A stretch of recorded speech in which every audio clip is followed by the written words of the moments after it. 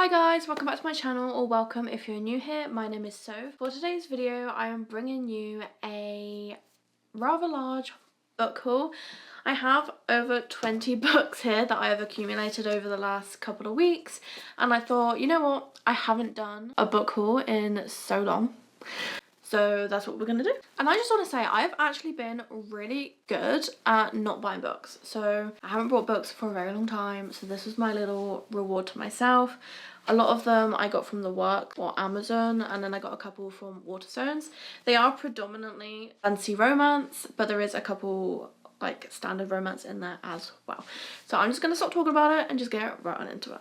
So first up we have The Trial of the Sun Queen by Nisha Tooley. I've seen this spoken about so much, and I just thought, you know what, I'm gonna give it a go. I think it's on Kindle Unlimited, but I just really like the covers. I didn't realize it was metallic, which is kind of off-putting. It's trials, it's deadly contests, it's going after the king's heart, and I just love everything about those tropes. It's giving Throne of Glass a little bit. Everything with trials honestly just takes me back to Throne of Glass. And even like the trials that are in ACOTAR, loved it. So I'm very excited about this. I don't want to read too much into it because I want to go in with like an open mind, but I know a lot of people love this series, and I'm so excited to see like where the hype is coming from. We then have The Traitor Queen by Daniel L. Jensen. This is the second book in the Bridge Kingdom series. I read The Bridge Kingdom a couple weeks ago, and I actually ended up really enjoying it. More than I thought I was going to, because it doesn't, although it's branded under fantasy, it's not fantasy in the sense that there's magic or like mythical creatures or anything like that. It is just fantasy as in like kingdoms and a fantastical world. And the romance actually is not a heavy plot, which is another reason why I thought I wasn't going to enjoy it, but I really enjoyed it. If you haven't read Bridge Kingdom, it's about a girl who is trained as an assassin who kind of goes undercover to be the wife of a different kingdom to kind of take it down from within, and a lot happens. I don't want to spoil it for anyone, but I enjoyed it more than I thought, so I thought I'm gonna get the second book because I need to know where we end off. There is 2 more books, but they follow other characters, I believe. This is like the finale in the story of our main characters. But yeah, and they're not even that big either, and it's super easy to read. We then have Lady of Shadows by Melissa K. Roerich. This is book 2 in the Lady of Darkness series. I loved the first book. I really enjoyed it. I honestly didn't think I was gonna love it. I knew I was gonna enjoy it from what I'd heard other people say, but I didn't think I was gonna love it so much. So I have just bought the second book so I can continue with the series. And if you haven't read the first one, it follows Scarlet, who is owned by an assassin lord, and she is offered a job with a very valuable payout, but not in the form of gold or anything like that. You don't know exactly what the job is through most of the book, and she is also, whilst having this job, trying to solve the mystery of why children are disappearing in the village. And it just follows a few different plot points, and there's kind of almost a found family aspect, and there is a little bit of humor as well, and I actually just loved it so much. So I'm so excited to carry on with the series and get back to these characters. I just hope that the rest of the series is as good as the first one. We then have Phantasma and Enchantra. I was always planning on reading Phantasma this month anyway. It was on my TBR.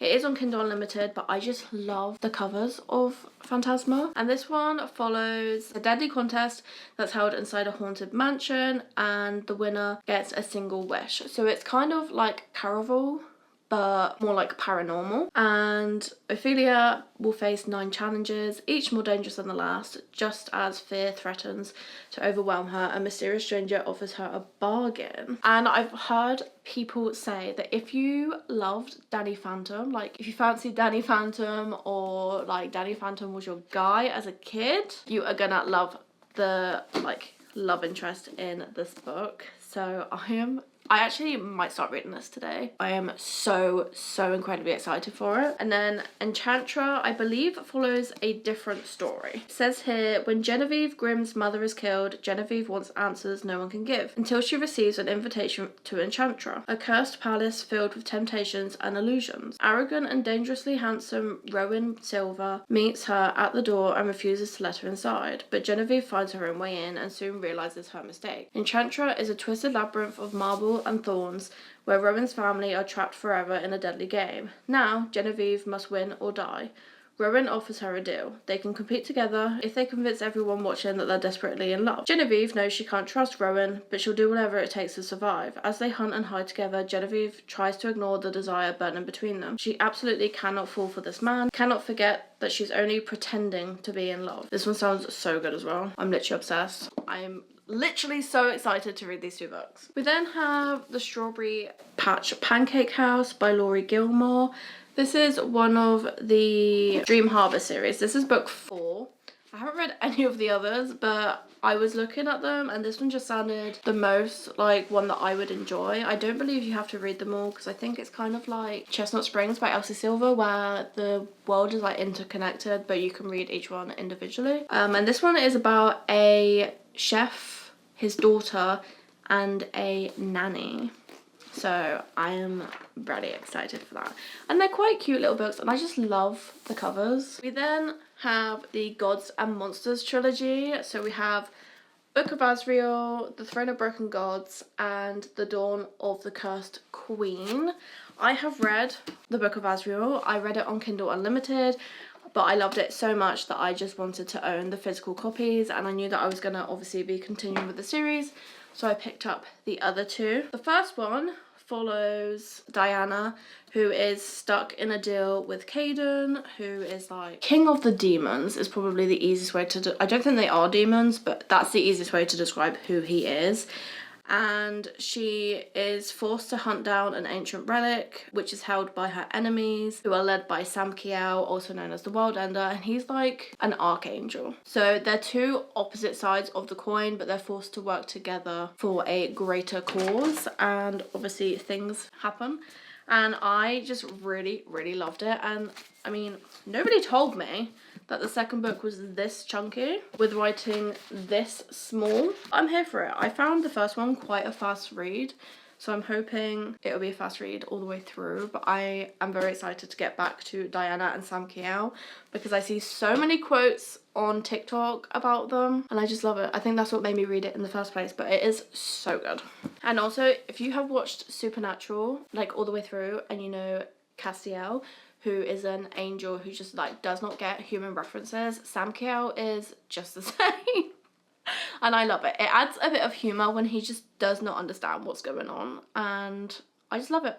I'm a sucker for those types of things. We then have My Dark Desire and My Dark Prince by LJ Shen and Parker S. Huntington.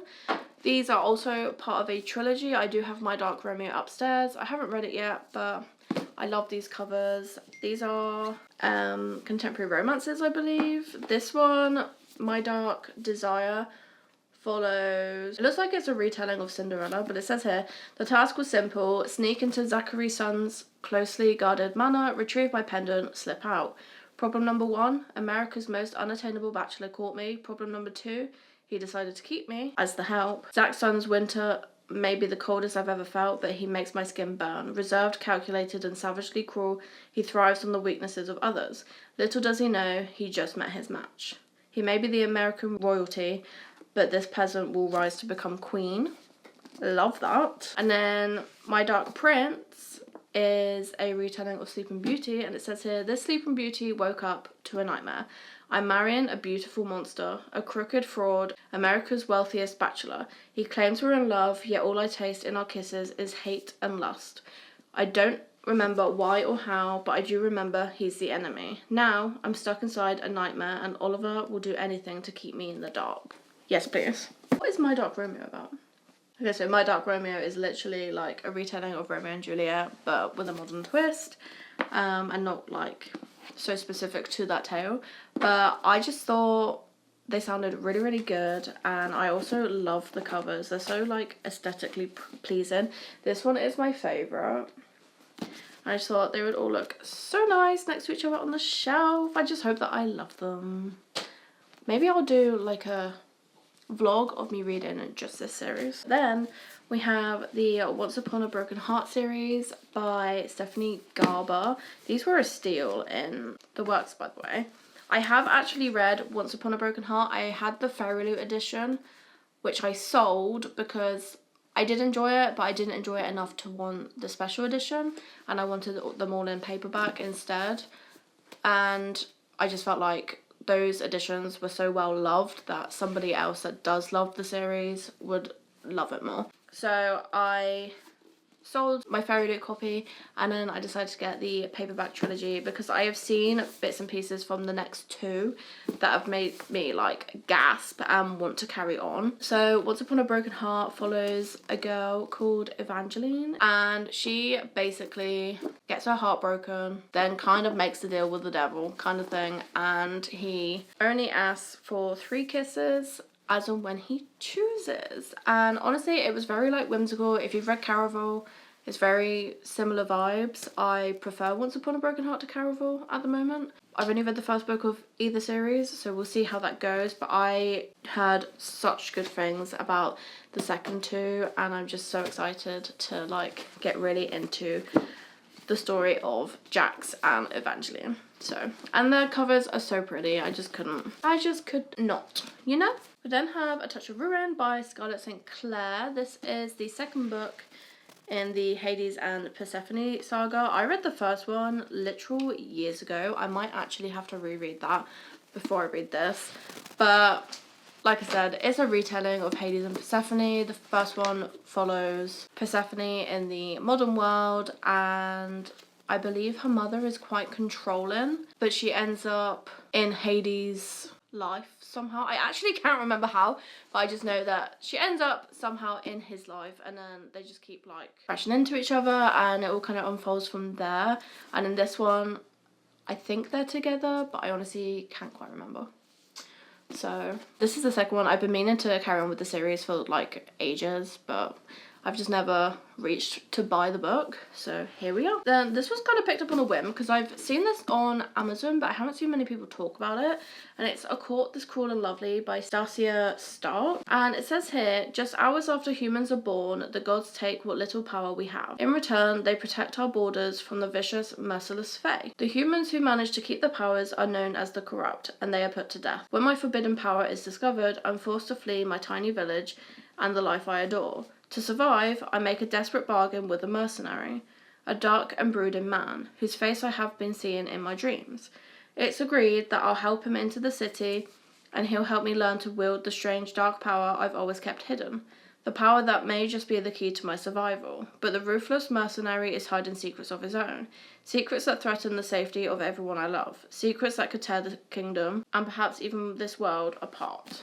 So it's your classic Fae fantasy romance, but I'm a sucker for those things, so naturally I'm gonna devour it. This one is just, I kind of picked it up because of the cover. I think everyone kind of knows the story, but I have Little Women by Louisa May Alcott, and this, I just thought this edition was super, super cute.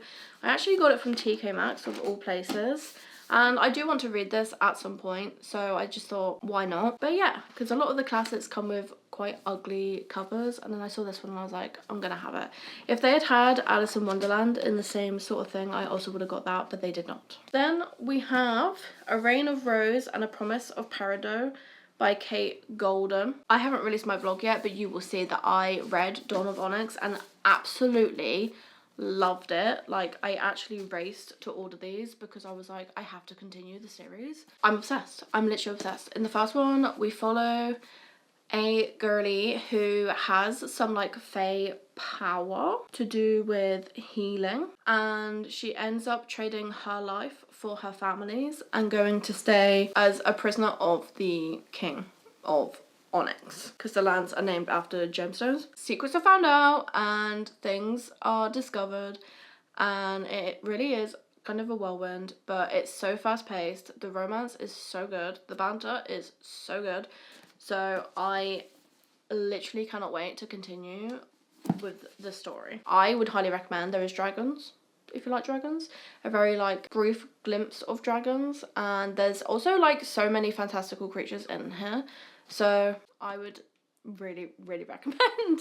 Next up we have the Silver Elite by Danny Francis. This one I definitely kind of caved to the hype. I've seen a lot of people describing it as like Hunger Games Divergent-esque and given it 5 stars. So that's pretty much all I needed to hear for me to want to buy it. But it says on the back, trust no one, lie to everyone, and whatever you do, don't fall for your greatest enemy. And it says here, in the first book of a sizzling dystopian romance series, psychic gifts are a death sentence and there are rules to survival. Wren Darlington has spent her whole life in hiding, honing her abilities and aiding the uprising in small ways. On the continent, being modified means certain death, and Wren is one of the most powerful mods in existence. When one careless mistake places her in the hands of the enemy and she is forced to join their most elite training program, she's finally handed the perfect opportunity to strike a devastating blow from inside their ranks. But training for Silverblock can be deadly, especially when you're harbouring dangerous secrets and live in close quarters with people who want you dead.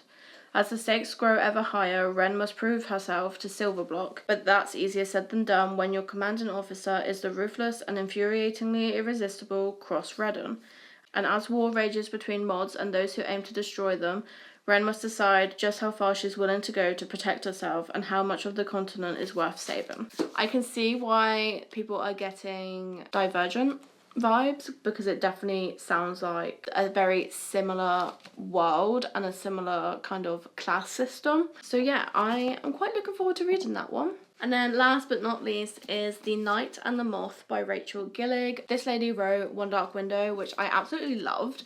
I haven't read the second book, but this one is about like dreams and a girl who has never dreamed. And it's described as a gothic mist-cloaked tale of a young prophetess who is forced on an impossible quest with the one knight whose future she cannot see. Does that not sound amazing? I'm not actually going to read the blurb because I want to go in this without knowing too much, because I feel like it's going to be such a stunning world and like premise that I just want to go in blindfolded basically. So if you would like to know the full synopsis, please go on Goodreads or Google or whatever. Very excited. It's not even that big either. I absolutely love One Dark Window. It was a very fun gothic story and I just love the way it was written as well. So I am excited to give this one a go and see how like the romance plays out. That is all. I think it works out to be like 22 books that I've hauled over the last couple of weeks. I love watching people's book hauls. If it's something you don't like, I'm sorry. If it's something you do like, please let me know, because I love doing them. But obviously books cost money and I appreciate that I'm in a place where I can save up a little bit and then splurge a little bit. But I have bought all of these with my own money. They have not been sent to me and they have not been gifted to me. If you've read any of these books that I have talked about today, please let me know what you thought of them. If they were like your favourite reads, I want to know. If you didn't get on with them, I also want to know. Like, give me the tea. If you like this video, please give us a big thumbs up. It really helps. And don't forget to hit that subscribe button before you leave so you don't miss the next video. Bye guys!